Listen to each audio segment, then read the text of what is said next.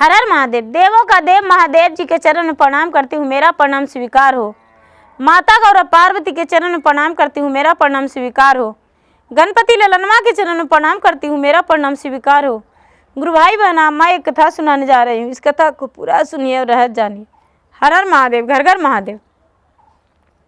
गुरु भाई बहना, बहुत पुराने समय की बात है कि एक राजा थे।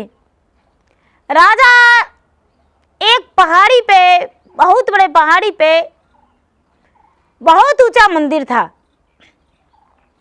जाकर मंदिर को चारों कोना राजा साहब पूजा करते थे। चारों कोना पे दीप जलाते थे, चौमुखी दिया जलाते थे और दिया जला के सबसे पहले पूजा पाठ करके परिक्रमा करते थे और 11 बार मंदिर को परिक्रमा करके और उसके बाद भगवान से मांगते थे कि हे भगवान अन्न दे धन दे, हे भगवान अन्न दे धन दे, पुत्र दे अपना जैसा तन दे, हे भगवान अन्न दे धन दे, पुत्र दे अपना जैसा तन दे, यही मांगते थे। तो गुरु भाई बहना, भगवान इनकी पुकार को स्वीकार कर लिए। राजा साहब प्रतिदिन पूजा करते थे। गुरु भाई बहना, रानी का ओद्र से रानी गर्भवती रह गई और रानी जब गर्भवती रह गई तो उसका ओद्र से एक पुत्र जन्म लिया। राजा बड़े खुश हो गए और राजा खुश होकर पूरा गांव में मिठाई बंटवाए, नाचे गाए झूमे। कुछ दिन के बाद फिर एक पुत्र हुआ। गुरु भाई बहना, फिर से पुत्र हुआ, 3 पुत्र हो गया। जब 3 पुत्र हो गया तो राजा साहब बहुत खुश थे, लेकिन गुरु भाई बहना, रानी साहब फिर से गर्भवती रह गई और जब गर्भवती रह गई तो रानी का ओद्र से जन्म लिया तो सिर्फ सर्प का पोटली जन्म लिया। सर्प, उसमें बिल्कुल सर्प खाली था, खाली नाग था, छोटा छोटा नाग था। अब डगरी जो दाई थी, दाई चिल्लाने लगी कि अरे बाप रे बाप, रानी का ओद्र से तो खाली सिर्फ नाग जन्म ले रहा है। गुरु भाई बहना,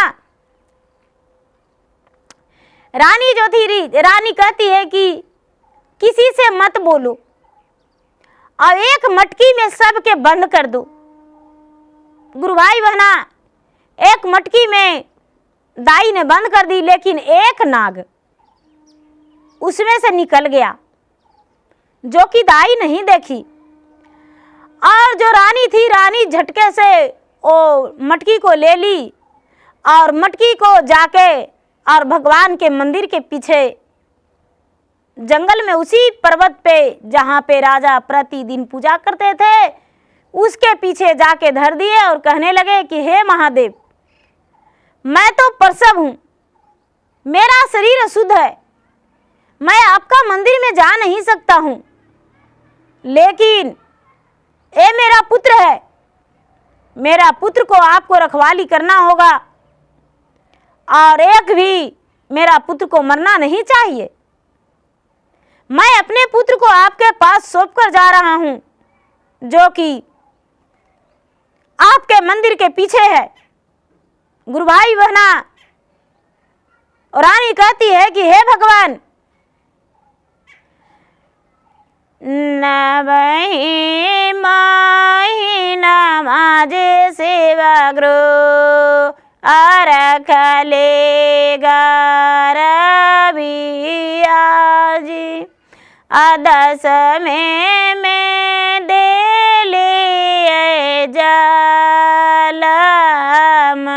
जी, गौआना हसत जी सेवा ग्रो आहसत जवरिया जी, रहसत कुल परिवार जी। राजा घर के बेटी आज सेवा ग्रो और राजा घर पुतो ही आजी, अरे हमारो के नहीं आम तुहार सही है जी। रानी बेचारी विलाप करके कहती कि हे महादेव, हे भोले दानी, मेरा नाम मत हंसाइएगा। राजा घर के बेटी, राजा घर के बहू हैं और सर्प को जन्म दिए हैं। लोग हंसेगा और कहेगा ये पुजारी है, ये सर्प का जन्म दिया है, लेकिन हम इसे पुत्र मानते हैं। मेरा पुत्र को मरना नहीं चाहिए। इतना कह के गुरुभाई बहना और रानी घर आ गई और प्रतिदिन जाके अपने दूध को धारा उसी मटकी में दे देती थी। पर्वत पे जाके रानी पहाड़ी पे मंदिर के पीछे और दूध लिए जाती थी, और दूध, अपना दूध भी, गाय का दूध भी भोलेनाथ के पूजा के बहाने ले जाकर और सर्प को पिलाती थी। गुरु भाई बहना, सारा सर्प जो था, सारा सर्प पी पी के मोटा बड़ा हो गया और इसका जो पुत्र था वो भी सब बड़ा हो गया। धीरे धीरे बड़ा हो जाने के बाद एक सर्प प्रतिदिन घर में ही रहता था।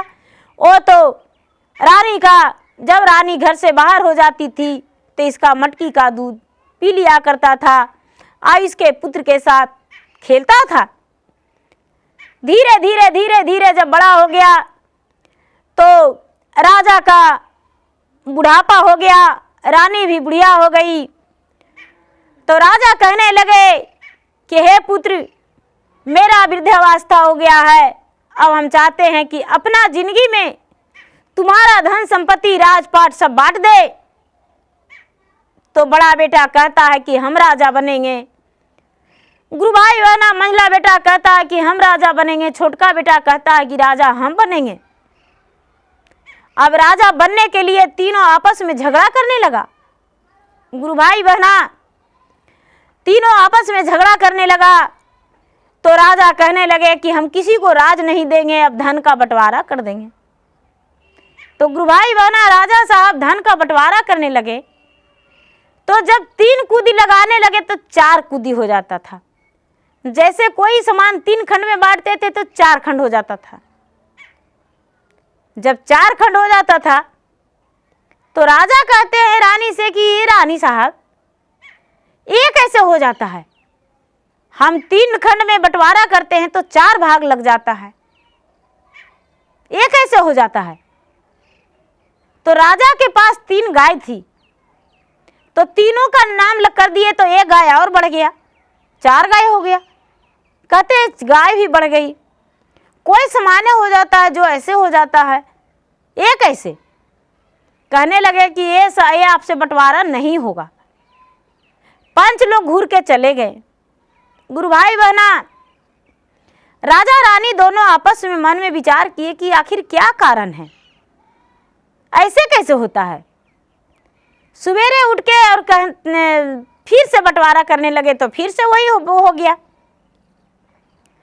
तो राजा कहते हैं कि क्या कारण है, कौन ऐसा है जो हिस्सा एक ले रहा है, उसको हिस्सा निकलता है। तो सर्प कहता है, हाथ तोरा जोड़िए माता, ओ गोड़ा तोरा परी जी, अरे मिनती करवे बारंबार जी, ओद्रा से ले लिए माता, आहमहूँ जाला मियाँ जी, अरे भैया के साथ हम खेल लीजी, भैया के बदली माता, और पीठ हम पूरा वाली जी, अरे साथ साथ हमारा दिन रात जी, हमारा ही सवा माता, अहो वैना टुकड़ावा जी, हमारो के दई दा बटवारा जी। सर्प करा कि माता, हम ओद्र से जन्म लिए हैं, हम ओद्र से जन्म लिए हैं, 9 महीना आपका ओद्र में रहे हैं, आपका दूध पिए हैं, भाई के साथ खेले हैं, भाई के साथ काम करते हैं, मेरा हिस्सा कहाँ गया माँ? राजा कहते हैं कि भाई हम गोड़ पड़ते हैं, हाथ जोड़ते हैं, जो भी हैं जो सामने आइए और अपना ढेरी उठा लीजिए। गुरु भाई बहना, वो जो सर्प था, सर्प सामने आ गया। सर्प सामने आ गया और सामने आकर कहता है कि महाराज हम हैं। कहने लगे अरे आप तो नाग हैं। कहने लगे मैं माँ का ओद्र से जन्म लिया हूँ। रानी बोली हाँ महाराज, मेरा पुत्र मरा नहीं था, मेरा पुत्र ओद्र से जन्म लिया था सर्प, और मैंने सबको महादेव के मंदिर के पीछे छोड़ाया था। ये सर्प बोला मैं तो घर में रह गया था, मैं तो चुपके से निकल गया था, कोठी सांधी में छुप गया था, और वही मैं हूँ। गुरु भाई बहना, तो कहते हैं कि किस आधार पर हम आपको रखे, यदि मेरे पुत्र को डांस लोगे तब? बोले कि जब मेरा भाई के रूप में रहेगा तो हम उसे नहीं डांसेंगे, मेरे माता पिता को दुख नहीं देगा तो नहीं डांसेंगे, और मेरे माता पिता को दुख देगा तो हम डांस लेंगे। राजा बोले कौन ढेरी लोगे? एक ढेरी पर सवार होकर और कहते हैं कि मेरे माता पिता मेरे साथ रहेंगे। गुरु भाई बहना, अब राजा रानी को अब रखने को लिए 3 पुत्र में कोई तैयार नहीं हुआ। इस सर्प जो था, जो सर्प माता पिता को रख लिया। अब गुरु भाई बहना, सारा लोग कहने लगे कि राजा के रानी के पेट से जन्म लिया था सर्प, और उसी की तरफ राजा रानी दोनों रहे हैं। अब जब घर में रहते थे तो ये सर्प बन के, और इधर उधर रहते थे तो राजकुमार बन के। गुरु भाई बहना, अब कोई के पते नहीं चलता था कि कौन राजकुमार है, कौन राजा के बेटा है, कौन है सर्प, पते नहीं चलता था। अब राजा के घर में जो सर्प था उसका तो अन्न धन इतना ज़्यादा हो गया, इतना ज़्यादा हो गया कि राजा के जो सर्प बेटा था उसको महल पर महल बना जा रहा। इतना धन होता, हाथी घोड़ा लदनी खिदनी सब कुछ हो गया, सब कुछ भर गया।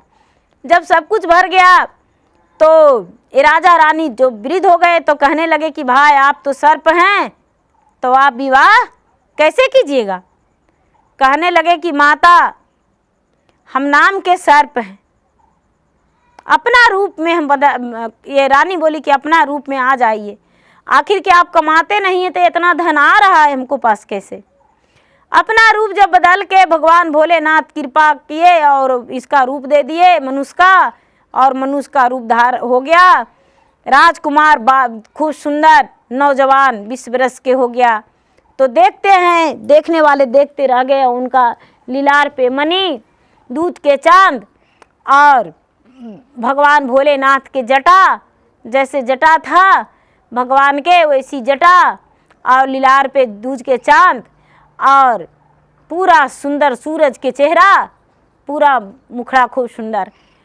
कहने लगी कि महाराज ये तो आपका भोलेनाथ, आप आपका अपना सूरत दिए हैं। भगवान कहते हैं प्रकट होके कि हे राजन, आप प्रतिदिन मांगते थे कि अन्न दीजिए, धन दीजिए, अपना जैसा तन दीजिए और मेरा पुत्र दीजिए, तो आपका पुत्र दिए, अन्न दिए, धन दिए और अपना जैसा तन दिए। आप ही मांगे थे। गुरु भाई बहना, राजा स्वीकार किए, और एक सुंदर सी राजकुमारी देखकर राजा साहब उसको विवाह कर दिए, और विवाह करके और घर में सुखी संपन्न सारा परिवार रहने लगे। गुरु भाई बहना, जो तीनों राजा रानी को देखना नहीं मांगे थे और राज चलाने को लिए कहे थे कि हम लेंगे धन, हम लेंगे, जो भी पहले का धन था तीनों बेटा को राजा साहब दे दिए, और जो ये नाग बेटा था उसको, जो इनको कमाई अलग से कमाए बंटवारा के बाद वही धन इनके पास रहा, और राजा के धन उन्हीं का सबके पास हो गया, और राजा माता पिता जो थे, नाग पुत्र जो था उन्हीं के तरफ रहे। और तो गुरु भाई बहना, जो नाग पुत्र था राजा साहब का, जो लोगों के दिखने के लिए नाग था, लेकिन ऐसे तो मनुष्य था, इच्छाधारी नाग था, तो उन्हीं के तरफ राजा साहब रहे। क्योंकि वो नागपुत्र जो था, जो बोला अपने पिता से कि पिताजी, जो भी आपके पास जो आपका पहला धनराशि है वो अपना आपस तीनों बेटे में आपस में बांट दीजिए, और मुझे उन धन में हिस्सा नहीं चाहिए, क्योंकि उन तीनों ने आपस में लड़ाई किए थे कि राजा हम बनेंगे, राजा हम बनेंगे, तो वही लोग राजा बनेंगे और आपका धन का अधिकार उन्हीं का है, क्योंकि मेरे बारे में तो कोई जानते ही नहीं थे, तो इसलिए मैं अपना धन पे, अपना अधिकार पे हम रहेंगे। आपका जो पहला धनराशि है उसमें हम हिस्सा नहीं लेंगे। और गुरु भाई बहना सबके सामने वो जो पुत्र था नागपुत्र, वो सीधा बोला कि पिताजी माताजी आपका जिम्मेदारी मेरे पास रहा और आप मेरे ही साथ रहिए। और माता पिता का नागपुत्र ही साथ में रखा, उनका जीवन निभाया। गुरु भाई बहना भगवान भोलेनाथ का ये परीक्षा था कि क्या घबरा जाती है, डर जाती है, लेकिन वो बेचारी नहीं घबराई और नहीं डरी और नहीं रानी किसी से बताई कि मेरा ओद्र से नागपुत्र जन्म लिया है, और महादेव के मंदिर के पिछवाड़े में धर दी। लेकिन भगवान का महिमा अपरंपार होता है। गुरु भाई बहना एक कैसे छुप कर घर में रह गया और घर में पल बढ़ के बड़ा हो गया, क्योंकि वो तो भगवान का लीला था। तो गुरु भाई बहना भगवान का महिमा अपरंपार है। गुरु भाई बहना मेरा वीडियो अच्छा लगे तो इसे लाइक कीजिए, शेयर कीजिए, सब्सक्राइब कीजिए। और मैं इंस्टाग्राम पे भी हूँ, मैं फेसबुक पे भी हूँ, मेरा फेसबुक पे फॉलो कीजिए, लाइक कीजिए, शेयर कीजिए। कमेंट बॉक्स में हर हर महादेव जरूर लिखिए। धन्यवाद। हर हर महादेव, घर घर महादेव।